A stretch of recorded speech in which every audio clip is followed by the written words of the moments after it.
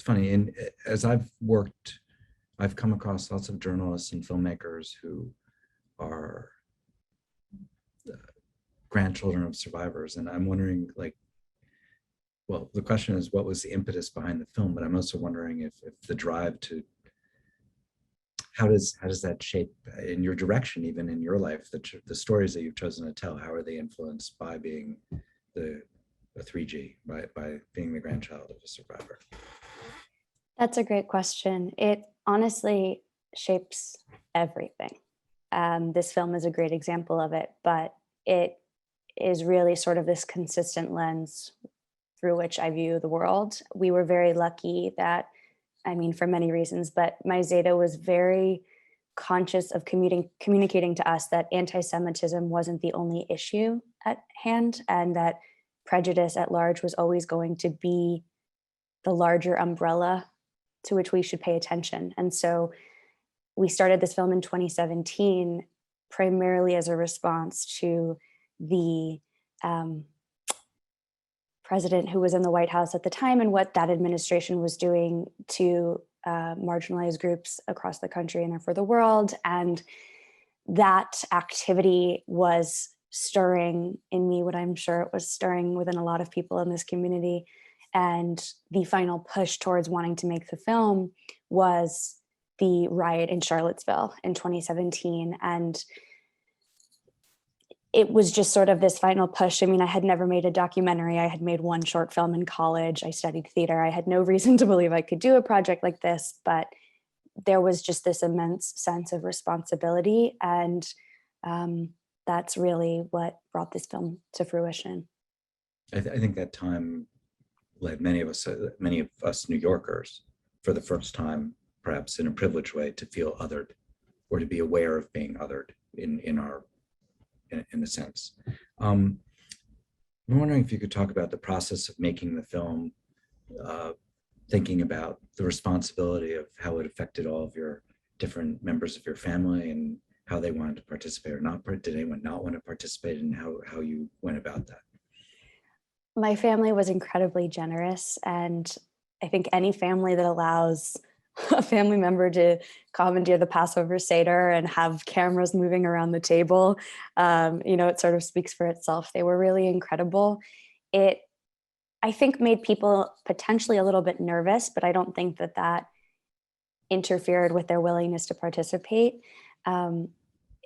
Everybody, I think, at the end of the day was really happy to have this living testament, this sort of captured presence of him, just a little bit of a moment frozen in time.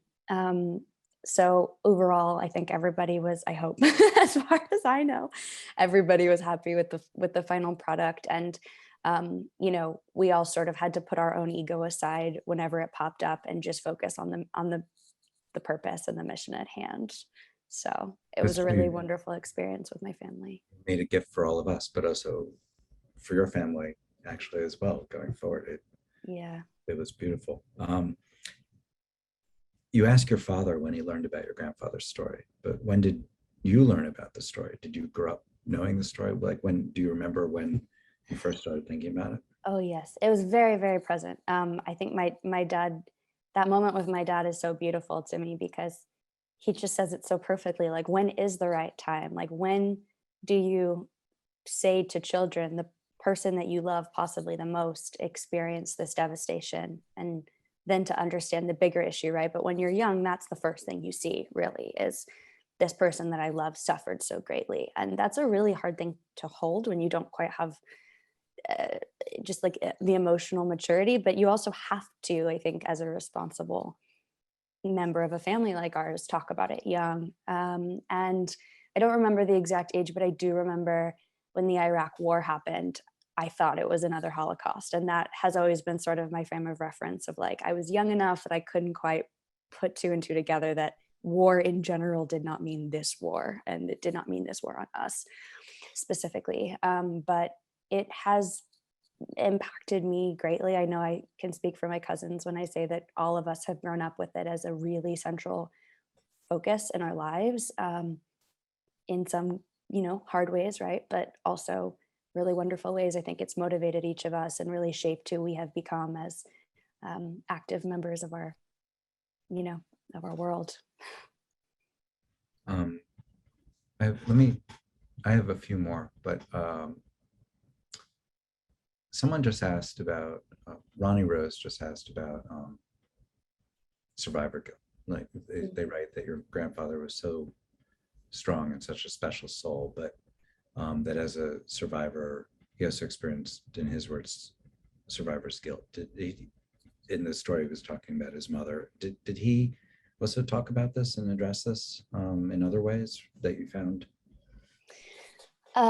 He spoke about it less explicitly with me, at least personally. I think perhaps with my dad and uncles, maybe he's gotten into it more. I think that was one of the things that was almost too painful to process. And I do think it's something that greatly affects 2Gs and 3Gs as well. Like there's very much this sense of we're not supposed to be here. Why are we here when so many people are not? So I think that affects all of us in a more general way. I think it impacted him very greatly in the terms of like needing to do the most with the chance he was given, knowing how sacred it was, knowing how many people didn't have the same chance. Like I think that was a really big motivating factor, and so in how hard he worked and how much he gave and how he moved through the world. And I think that the guilt around his mother, yeah, it's almost impossible to put language to, but I think that moment when he reads from his memoir and says, should I have stayed, sort of captures as much of it as he was able to put words to. There are a number of questions from the audience about his brother and what happened to his brother. We don't know. We don't know about his brother or his father. Do you know what happened to Savik? Savik, they escaped separately. They were reunited. They went into the same foster family and they remained friends for the rest of their lives. That's amazing. Yeah, unbelievable. And did Savik have a family that your family knows? And yes. That's beautiful. Along those lines, also, did he stay in contact with the Wagners? Yes. There was a question about the balance of the film. It does talk a lot about his experience during the Holocaust, but then it also, I don't know if it's more than about half of it's about his life after the war.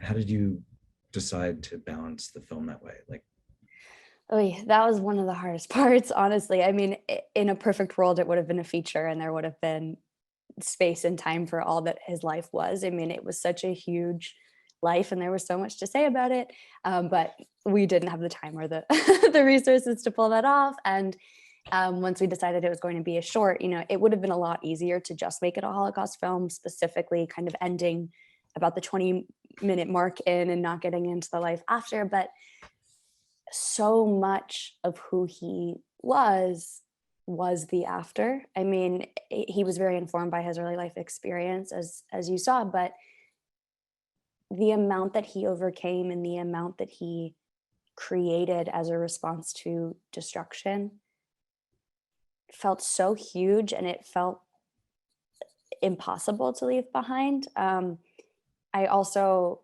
just personally felt really passionate about spreading a larger message about survival and healing from trauma. He had every reason in the world to be one of the most vicious, angry, hateful people, and he was genuinely the most loving, optimistic, kind, joyful person I've ever met. And again, against that backdrop of 2017, it was sort of like, if he can come from where he has come from and become who he is, like there has to be some sort of hope for all of us. And because so much of his work revolved around this idea of like, hurt people will hurt people, we have to help them so that they don't continue to hurt. It just sort of seemed in line with that. Like, look at the way he recovered, we can all recover. And he just accomplished so much, and I wanted to, celebrate his legacy in that way by including it in the film. I think that it's amazing, not only rebuilding life, but having that attempt to help people overcome trauma we do a lot of work in our programs with, and think a lot about intergenerational trauma and 2Gs and 3Gs and how that, what can come of it, and even interests of 3Gs, like as you said, more social justice than telling story. It's a balance of stuff that we're learning about. Yeah. How did your family react to the finished film? Again, they were so generous and they were so supportive. And my uncle Josh, actually, I received beautiful messages from many people in my life after they saw the film, and his stood out to me the most, I think, because he just spoke to how well it captured my grandfather's spirit in a way that he hadn't seen done before, and that there were actually details in the story that he shared. Sorry if you are getting airplane noise. There were details of his story that he shared that no one had heard before. And that was one of the most incredible parts of the experience, was, having him tell this story a few times. And, he has told it so many times. He's given talks at schools and temples and has done all of this work giving back. And so we all sort of know it down to the word, and to watch him interrupt that sort of scripted narrative and either remember or decide to disclose or whatever it was in our interviews was like truly incredible. And that also meant a lot to my family, to just have, we're so desperate for any information and any form of, there's no such thing as closure in these situations, but just kind of anything, we'll take whatever we can get. And so getting those extra tidbits was really special for all of us. Right, going off script in a way, right? The powerful scenes. Yeah. What do you hope people take from watching the film? Is sort of a softball question, but oh man, I know I'm biased, but I do feel that anyone who was lucky enough to know him or just even interact with him briefly was always changed for the better. And I was very, very, very, very lucky to have that as my family member and someone who I got to talk to all the time and be loved by and known by. And I wanted to share that. Like, he just sort of had this magic thing that he brought with him wherever he went. And we could all use some of that these days. So I really wanted to share that. And also, I think just the sense that there are these like really huge, horrible things in the world that are almost too evil and bad to grasp. And it can either paralyze you or it can motivate you. And he was able to take this like really macro issue of prejudice and genocide and boil it down to like, where's the smallest like place we can start? Like, where can we bring it back to where it's like some sort of source, right? And that's where he focused and worked. So I hope that people who watch the film can walk away with that sense that even the biggest, scariest, most evil thing, you can bring it back to the source and you can do your own part to sort of chip away at whatever it is that you're passionate about changing. And also just the kindness of strangers. He talks about the man on the train and the Wagner family. And there was also the Steinfurst family, who were not in the film truly just because of time constraints, but they were another family that helped him immensely. And, he just says, no one is an island.